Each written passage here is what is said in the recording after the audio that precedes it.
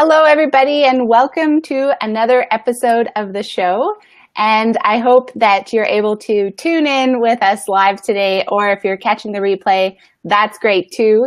I was going to say good morning because it's first thing in the morning for me, but our guest Mike is later in the day, so he's based in the UK, and we are so excited to have Mike Britton on the show with us today to talk about his social enterprise, which is I'm excited about this conversation because we often talk to people who are in the earlier stages of growing their businesses or are serving people locally or still at a smaller scale with the vision to go bigger. But Mike, you have already grown your social enterprise to a very large level, and I think that's one of the first examples we have here on the show. So I'm excited to learn more about your perspective and your background and how you're tackling growing this social enterprise and all the impact that it's having so far. So maybe actually just let us know a little bit about yourself before we dive into the questions. So where are you joining us from? And let's ask you something to get to know you as a person. What's one of your favorite activities that you like to do when you're taking a break from work? That's an interesting one. Yes, I'm 59 years old. I live in Northampton in England, which is about the most central town in England. I'm secretary of the Grenadier Guards Association, so I look after the older servicemen in the county and make sure that their needs are catered for if they get into difficulties and things like that. I've been a project manager for a number of years with multi-million pound businesses, and I got to sort of my late 40s, and I was happy doing what I was doing, but I was really wanting something different to do. I'm married, but I've got no children, so I was in a position in life where I was financially comfortable, willing to take risks, and could look at doing something different completely. So I thought I would like to create a business that gave something back to the community in some way. That was the initial idea. And that was before I'd heard the term social enterprise or anything like that. So it was really a case of creating a business that found a way to affect and support the local community. One of the things I've noticed in previous years, I used to take some shortcuts through districts around Northampton. Some were very affluent districts where everything looked fine, nice houses, nice cars. Other ones were more run down and, more akin to the inner cities, where there was perhaps poverty and unemployment and degradation and what we call antisocial behaviour. And I was trying to understand why there were districts which are so different were near to each other and how I could change those districts which had challenges. And when I looked, I found that the education system that supported those districts was perhaps challenged in some ways, that people didn't get a full education. They often detached from education, and then they didn't get into employment, so crime started and antisocial behaviour, and it developed there. And those districts were more, there was a higher level of unemployment in those areas. And I felt that if I could bring employment to those areas, then I could change those areas, because we'd change the culture by getting people into employment who couldn't get there themselves. So that was one of the early ideas that I wanted to do with the business. So the first year I borrowed a small warehouse, bought some product, furniture product, made it, put it together, sold it to start paying the cost of the business. And I brought in people who were out of work, perhaps ex-offenders, people who've been to prison and such like, and helping them to understand what you have to do in work to get ready for full employment by somebody.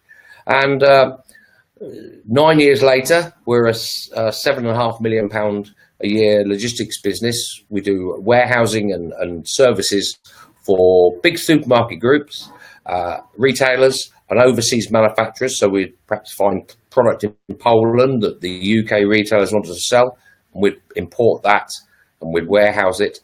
And that warehousing has created jobs for people. So 65% of my clients, or my employees who are here now, are fully paid employees who are disadvantaged in some way.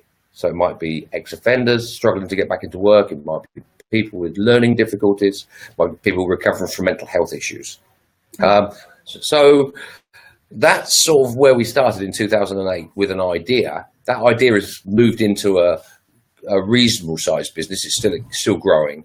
Mm-hmm. This year in April, we were recognised in the Financial Times as one of Europe's thousand fastest growing businesses. We were number 76 at that list.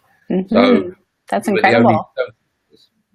The only social business in the 1,000 list as well. So we're what they call a community interest company, which is like a limited company, but we have asset locks to protect the social mission. So the directors like me can't sell off the forklifts and keep the money. It has to be reinvested in the social mission.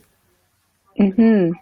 Which is really neat, because I know the UK is a lot ahead of, at least in Canada, our legal legislation, and many other countries. You guys are kind of a leader in having this community interest company structure. And so I'm curious, because you knew from the beginning you wanted to have the mission, and that was kind of the inspiration for starting the company. Was there any other community interest companies doing warehousing, or because it's kind of a very commercial business that you have? It's really the employment piece that makes it social. And so I'm just curious, had anybody else connected those two pieces together? Because it sounds like it's working really well in terms of having a very strong commercial base upon which to grow the employment as well. In the first year, we founded as a limited company, and it was during that first year that I discovered the CIC structure, and we then went through a process to convert to a community interest company to ensure that we could protect the social mission after I'd retired or gone or passed or whatever. When I pass the mantle on, that people can't follow me in and change the way the business is run. It has to be driven on a social focus, and that was the key part of it.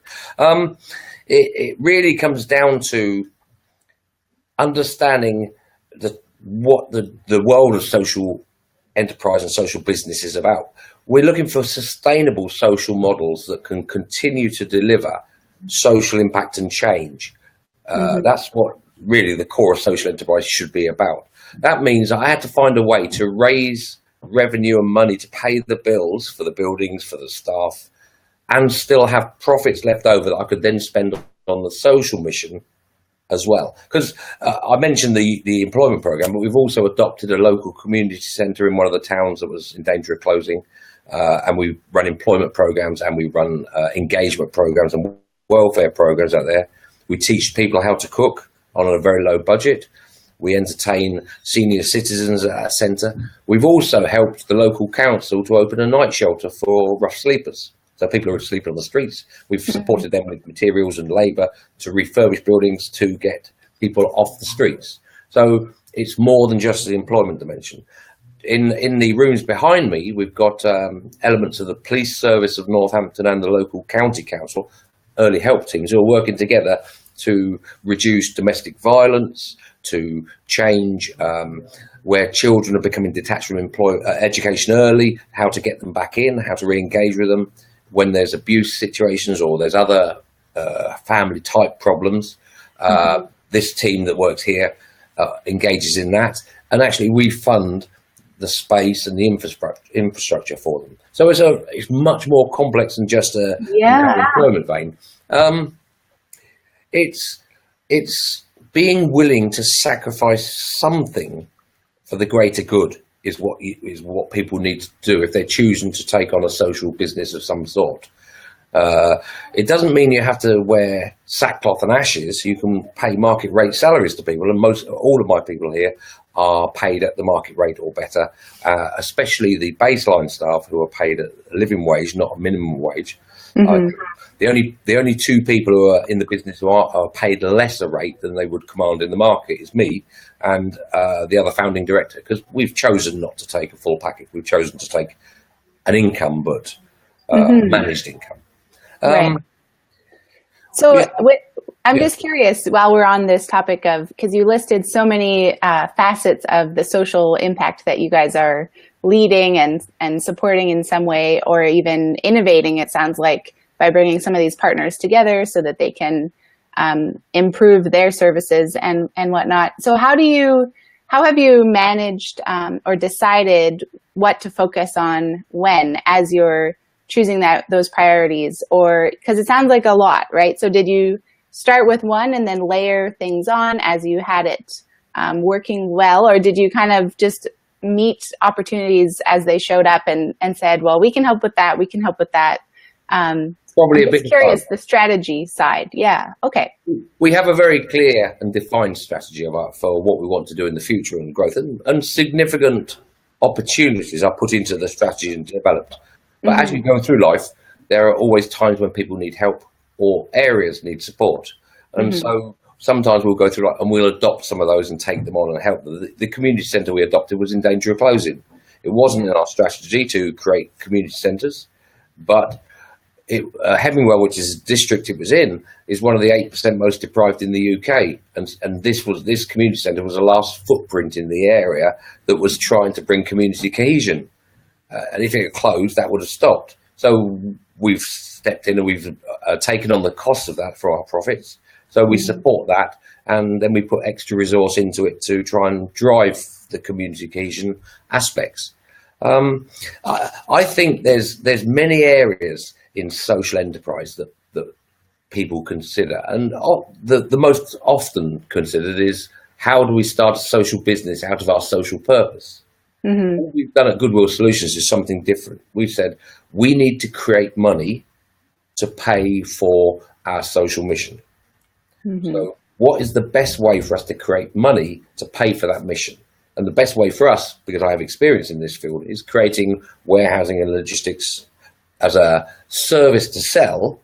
It's also, we can employ people who can't get employment within that cycle, but it creates margin that we can then spend on other social missions. So if peeling oranges had been the best way to raise money to pay for our social mission, we'd all be peeling oranges. But that's not. And that's a very good point. And I think that's probably a very key distinction that has allowed you guys to be in those 1,000 fastest growing companies. Because the mission, and I think the work that you guys are doing on the impact side, you could do it in a few different types of businesses. So it makes a lot of sense to choose the one that has the most potential to grow and earn revenue, right? So that you can employ more people and support more of those programs. So, and I think something that's there's been a confusion over many years, and that is that people who work in social enterprises or missions and charities shouldn't receive much money because it's a nice thing to do. Actually, I want the best people here working. So therefore, I want to pay the best salaries to get the best people to make it a really successful social business. And I think that people in the world of social entrepreneurism should consider two things. One is they should consider, how am I going to generate money to create sustainability for the core idea and the social mission? And two is, how am I going to attract the best people to do that? Most people want to do good by the community, but they have a choice in life, and that choice is often, how do I earn enough money to pay for my family's development and have a nice house and a car and trips abroad and children going to university and college.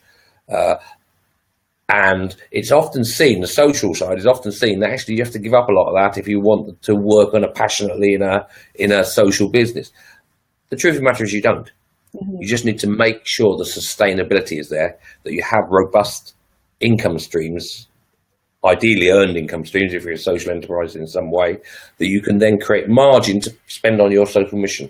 You can achieve everything a normal business does, plus actually add value to society. Yeah, definitely. And I think this brings me to the other question that I wanted to ask, and I have a sense of how you're going to answer it after we've been chatting a little bit, but I think it's a question a lot of our audience asks themselves and runs into, is this knowing that they want to give back and have that social impact, also knowing that they need the financial sustainability in order to do that, but still you end up in some tough situations where you might be having to make a decision as a leader that puts them at odds, or having to choose between the impact or the revenue, depending what your business model is, I suppose, because in some cases, maybe they're more aligned where there's that decision is at odds less of the time. But what's your advice on, or how have you handled that, when you're really do have that double-pronged goal and need to still make decisions to run your business every day? Right. To be a social enterprise, you have to be committed to your social impact and change that you want to deliver, without a doubt. But it is a tool within the business's portfolio. If I allow this business to go broke because I've spent too much money on the social mission, it won't be here next year to deliver more social change, or the year after, or the year after. So there is a finite balance. So in the UK, the CIC structure, there is a sort of a demand through legislation that at least 50% of your profits that you drive are spent on the social mission and the development of the social mission and the business for the future to continue that social mission. So there's some ring fencing of there's costs. some guidance, yeah. Okay. And so what we do is we actually spend it in advance. We spend more than 50% of the profit built into our operating model to deliver the training programs, to support the community centres, to open the night shelter, and to do many other things. And then try to drive profit so that next year, as we get towards the end of this year, we can then ring fence an amount of money to spend on next year's program as well. So we build that into the working model. If ever the business took a significant downturn, some of the social programs we would have to reduce our impact. Some of them are already endemic and carry on and are built in. But my job as one of the leaders of the organisation is to make sure we don't ever get to that point. It's by creating new business routes, new business ideas, bringing work streams in, doing other things to protect the social mission and the financial mission of the business. Because if we go broke, I can't do anything next year. Exactly. So I've got to make sure that the focus is on creating sustainability, financial sustainability for the business, so we can deliver a sustainable social mission.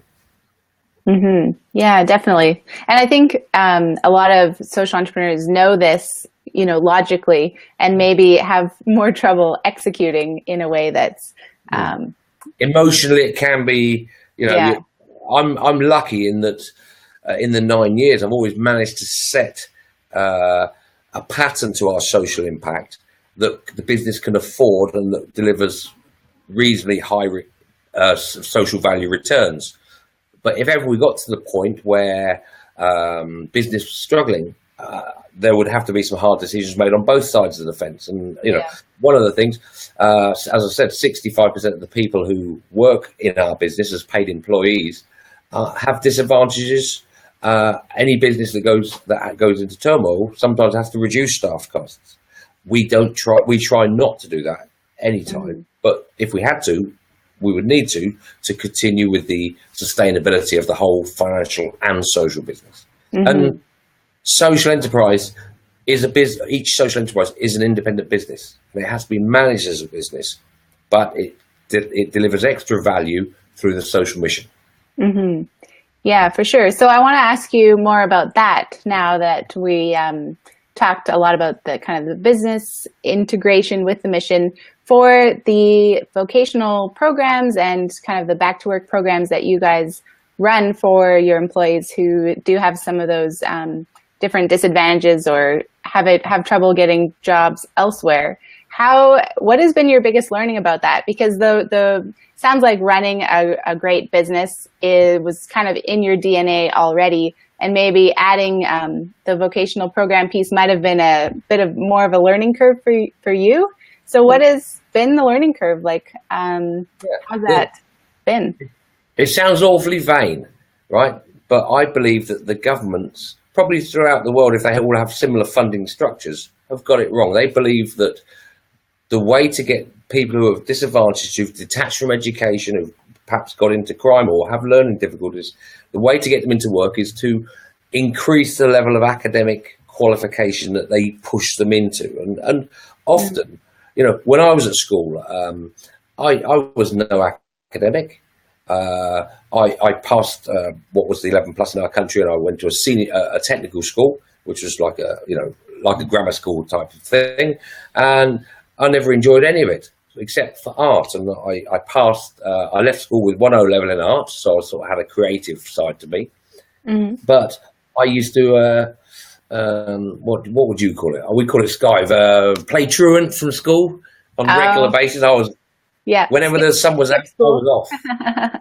Right. Skip school, that's it. Whenever the sun was out, I was off. I didn't go. I tried to avoid going when I didn't need to, when I felt I didn't need to. And so I'm the sort of people I'm dealing with today. But I was 45, 50 years ago, and they're today, and they've perhaps gone through it within the last 5 years. So they're detached from education.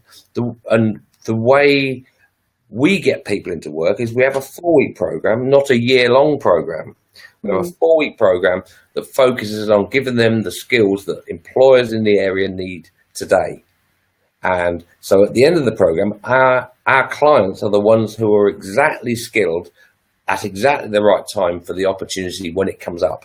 Now, I have debates with various people, and they're saying, well, you need 6-month and 12-month programs to change people's lives. You don't. The funding models exist, and they encourage organizations to hold on to clients for longer rather than deliver instant change. So if you've got a 6-week program and you don't get paid, or you get paid stages through to the end of the 6 months to deliver that program, people will hold on to the clients for 6 months. Right. The incentives are out of whack a little bit. Yeah, we're not funded.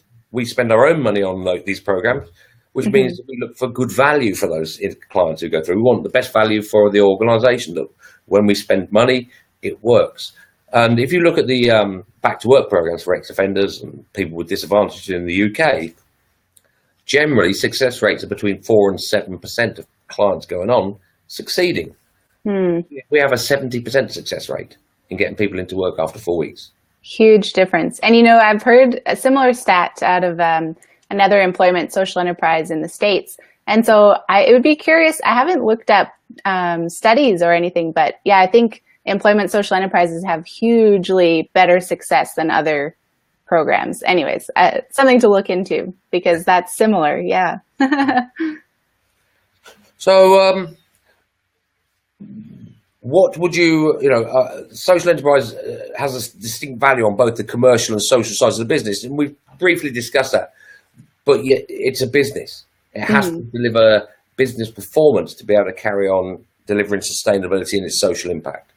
And even on the impact side, from what you just described, you're really approaching that with an entrepreneurial mindset as well, which is natural, right? Because being a social enterprise, that's one of the things I love about it, is that you can approach the impact delivery from a point of view that's always for optimizing value and for doing things better, or breaking down the way it's used to being done and doing it in a better way. I mean, that's what businesses inherently naturally do in the commercial side, but you can also apply all of that thinking to the social side too. Something in my business career I learned was, if you've got a square wheel, try and find a round wheel that fits better. And we seem to have got into a square wheel situation. Everyone's saying it's a wheel, it's great, it's the best thing since sliced bread, but it's a square wheel and it doesn't really work very well.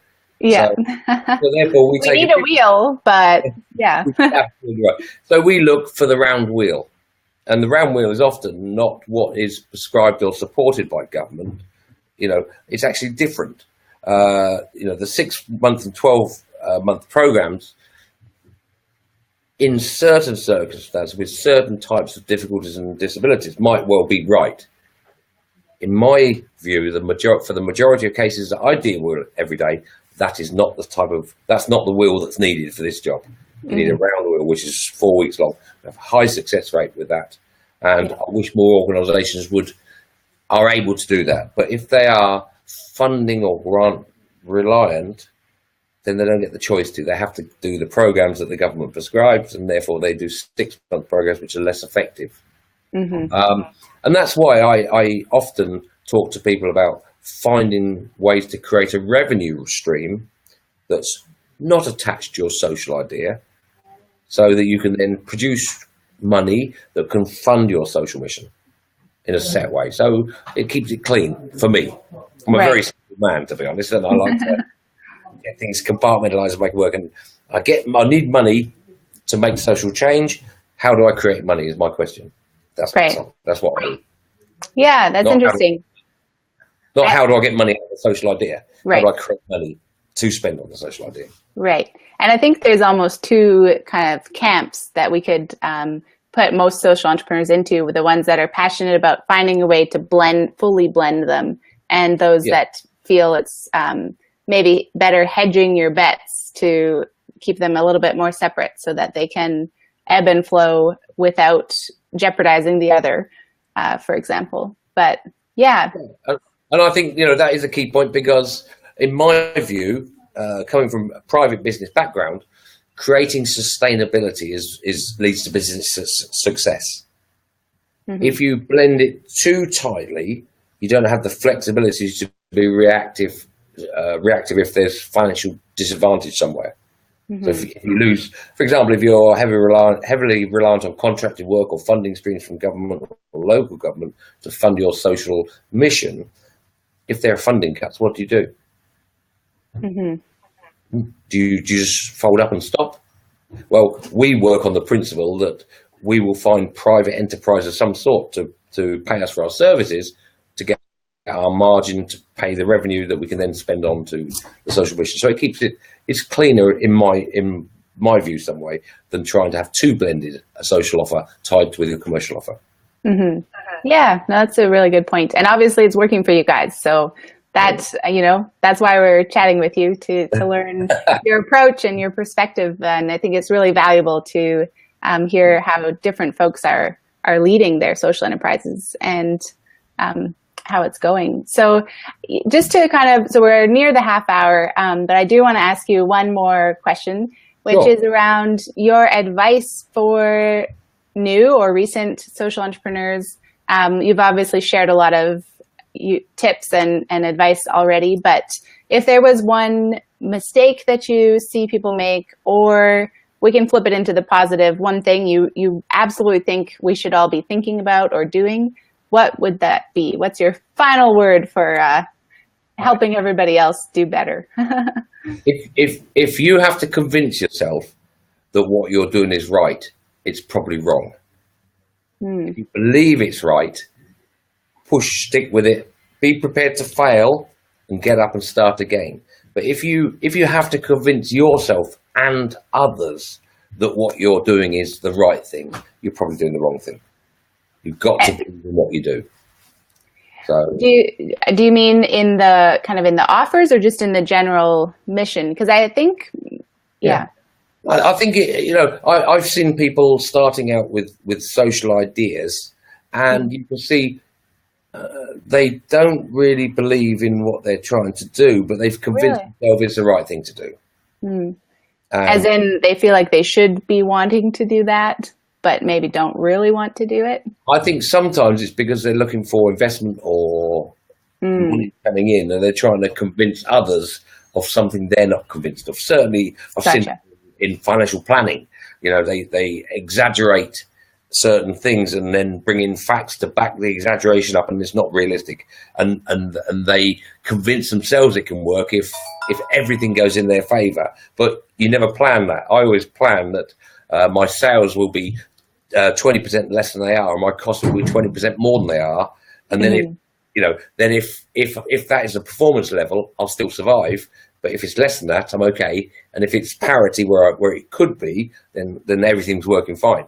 So always over plan your expenditure and under plan your sales by a percentage, whatever you feel the percentage is right. But most of all, believe in what you're doing. And if you have to convince yourself that you're doing it, that's not what you should be doing. You should passionately believe in that. Otherwise, you may not have the strength to get up after the failures. For sure. So that perseverance and I think that stress test is a really good point too, in terms of the social entrepreneurs and change makers that I meet and work with tend to be more optimistic and, pie in the sky, because they need that vision to, but it can be at the expense of making projections and plans that will fail. And if that's okay sometimes, but how can you compensate for that? And then how do you get back up, like you said, after and keep going? You need the 2 R's, resilience and reality. resilience to keep going with your idea if it's the right idea, and meet those failures and get up and past it, and reality to make sure you're actually on the right road and you made the right choices and look, factored in the right numbers. Anybody can make a business plan look good, but one be right. Yeah, exactly. That's just no business plan survives first contact with the customer. So that's one of my favorite sayings because it's so true. And it just speaks to, the resilience and being able to kind of go with the flow, but, readjust your plan without the rose-colored glasses on so that you can actually make it happen and not fold. Anything past step one is variable on any plan. Yeah. So to get step one, anything after that is variable. So it's been a pleasure speaking today. I hope I've given you a view from the UK of how we see social enterprise, in particular Goodwill Solutions.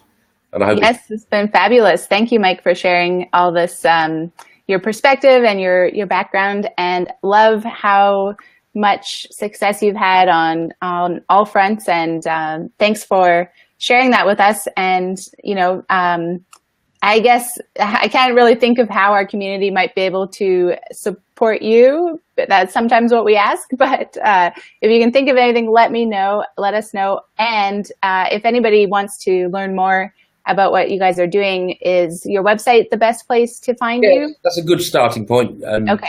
You'll find contact details through there. So if anybody wants to have more personal contact, then feel free to drop a line through the website, which is www.goodwillsolutions.co.uk. Wonderful. What I'd like to know is, I'd like perhaps to see on your show one of your local social entrepreneurs telling us about what's happening in your end of the world. Yeah. Well, you know what? So our end of the world is a bit of a funny thing because I am in Canada and Solen is in Istanbul in Turkey. So we're kind of global from the start. But I have interviewed a few early stage folks who live in Calgary where I am. So I'll send you some links because we had them a bit earlier on. And I was actually at an event yesterday where another 7 amazing social enterprises were pitching their progress after a 6-month mentorship program. And I was thinking, I need them on the show. I need them on the show. I need them on the show. So we'll have more for sure. And I hope you enjoy your trip when you come to the UK in a few weeks' time as well. Yes, I will. Thank you so much, Mike. We'll stay in touch. And thanks for your time and all the best with everything. Okay? Thanks a lot, Em. Bye.